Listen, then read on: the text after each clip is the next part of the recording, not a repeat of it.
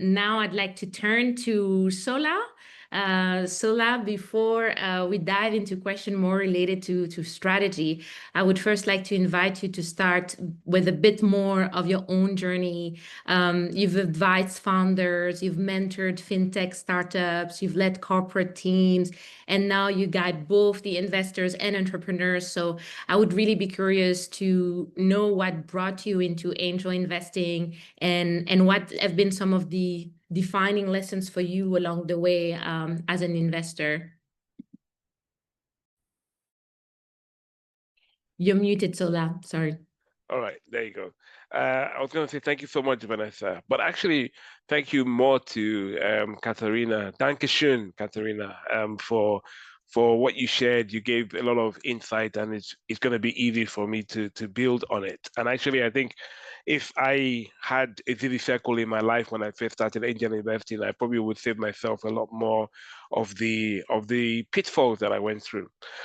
So yeah, Olusola Osinoiki, you've introduced me already, but I kind of stumbled into angel investing as I was leaving my last company. So I worked for an institutional investor who has invested in multiple companies around the world. So it kind of gave me an understanding of what investment was. And then I jumped in, and that was about almost 3.5 years ago. And since then, I've written 45 checks. I've seen 2 failures. I've had one company return my money. I've seen 1 acquisition. I've seen a low exit. And I've done 16 investments in Africa over the last 2 or 3 years. And so that's kind of my journey. It's been very interesting. And then here's like, maybe just quickly rattle through like 4 or 5 lessons I've learned. I think the first lesson I learned is that, when you're investing as an angel investor, you don't invest in ideas, you invest in the founders. People back people. They don't just back pitch decks. They don't just back ideas. Ideas are great, but at the end of the day, you need a founder who has conviction, who has clarity, who has courage, because angel investing is one of the most risky investments you're ever going to make. And sometimes, a bit like Katrina said, sometimes you come into it because your brother, cousin, auntie, friend has a company, and you put your money in and you have an expectation. And so the first lesson I've learned is that more than backing ideas, it's good to back founders, because it's founders ultimately that bring ideas to life. Second thing I would say is that, structure protects everyone. When I first got into angel investment, I didn't realize that you needed structure, you needed due diligence, you needed the right contracts in place. And I always say that angel investment without structure is a bit like charity. So you need to have clarity around timelines, governance, exits. What are you investing in? What are you getting back in return? All those questions in my early days, I didn't really have clarity on those things, but now I'm a lot more experienced. I know how to approach them. So when you're starting out, bear in mind that structure protects you, and so don't kick against structure. I think the other thing, particularly when we're thinking about Africa, is local context is non-negotiable. You have to understand that what works in London, or your idea that works in London, doesn't always work in Nairobi or in Lagos. And there's also cultural nuances, there's infrastructure gaps, there's policy unpredictability. So a lot of investors will come into it thinking, oh, it's going to be like Silicon Valley, it's going to be, ooh, hockey stick, right? But it's not like that. So you have to start small, start smart.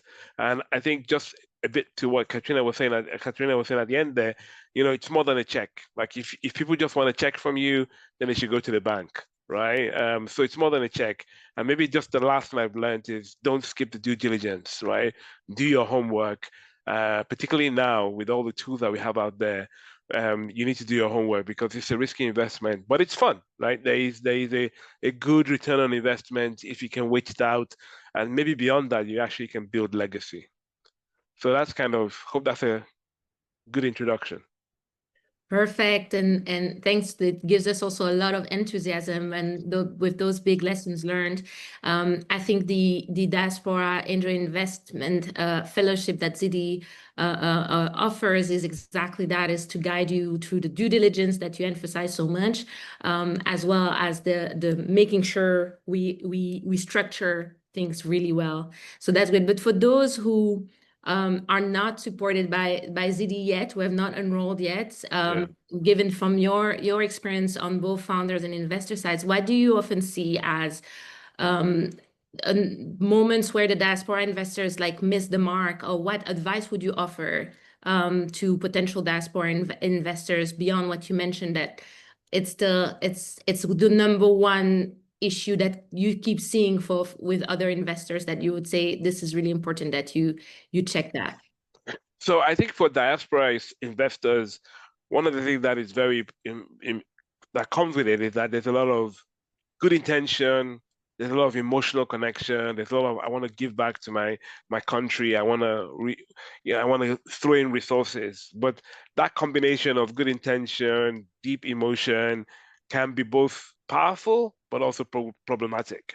And here are three reasons why. Number one, you know, we overestimate similarities. So we've all seen Uber, we've seen Google, we've seen Facebook, we've seen what we invest in the stock market, and we bring that Western model into our African investments.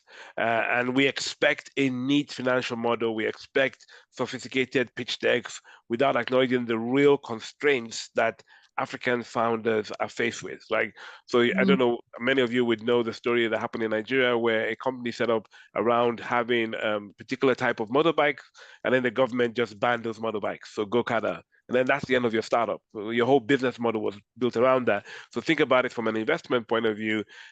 That's not similar. Like that wouldn't happen in Germany technically, but where these things can happen, you must not overestimate the similarities between the market structures. Number two is that there's this transactional mindset. It's almost like I give you $5,000 and then I'm expecting to get 7,000 back like next week. It doesn't work like that, right? It's not that quick. You don't get a return on investment that quick, and it's more of a long-term investment. You're investing in a story and a journey rather than investing in a quick return. And then finally, there's like a lot of people go into this with like emotional, like it's like, oh, I really want to help Africa. My heart's in it, my mind's in it. I really want to get involved in this and get involved in that. And because of that emotion, it kind of traps you. So you miss the due diligence, you miss the thinking straight, you miss humility sometimes, because investing in Africa requires a bit of humility because you don't really understand the full terrain, and there's levels of risk that you can't really overestimate. So I think that's the pattern I've seen, is that a lot of people go into it with a lot of heart, but they forget that actually there are a lot more things at play here. And I think if people would slow down a little bit, do a bit more due diligence, recognize that there are challenges in this model, and that ultimately you are supporting, you are helping, and you will get there in the end, but it just takes a bit of time. And that's why having something like ZD Circle to kind of give you that confidence of like working together with a group. I think if you're working as an individual angel, sometimes you feel like, oh, is this the right company? And here's something that happens a lot of time with founders. You put your money into a founder, but then they look at the market and they have to pivot. And then that makes you nervous. Like all of a sudden they were a fintech, but now they're a health tech. Like, so is my money lost? Does my money transferred? So those are some of the things that does cause a little bit of anxiety. But sometimes these are the things that are required. I remember a story once for me where I invested in a company very, very early on, and they were going, and then all of a sudden the founder, who was based in Nigeria, decided to move to America. And then all of a sudden it went quiet for 12 months. I'm like, where's my money? Was my money the travel money? What happened, right? But, thankfully, I invested in a person who kept me in touch of how things were going. I eventually pivoted, and now it's an American-based business, even though it started off as a Nigerian-based business. So hopefully that's kind of answered it. So the pattern's really around overestimating or underestimating the risk, not realizing there's a big difference. And I think going too quickly for the hockey stick approach, I would say, I've had a few exits in the last 3 years, but they're not always going to be big exits. Like your big exit come after 4, 5, maybe even 7 years. So it's a long journey. It's not a short journey, but it is a good journey if this is what you want to be involved with.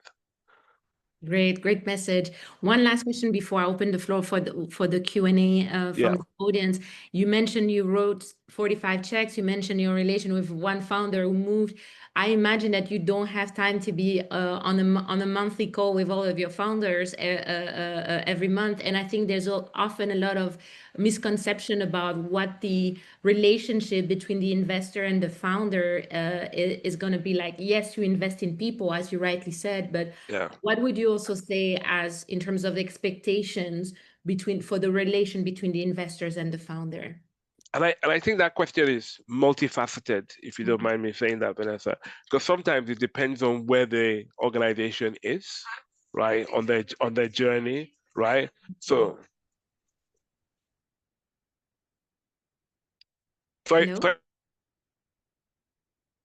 You're muted. sorry, can you hear me okay? Yes, I hear Yeah, you yeah. fine. Okay, so I was saying that there's many sides to it because it depends on where the company is on the journey, how much you've invested. But I think what I would give as a guide, the earlier on you invest, the more the relationship will be closer. The more you go away from pre-seed to seed to Series A, if you're not increasing your check, don't expect too much, right? What you should expect at a minimum is a good founder will send you a monthly update. That's a good founder.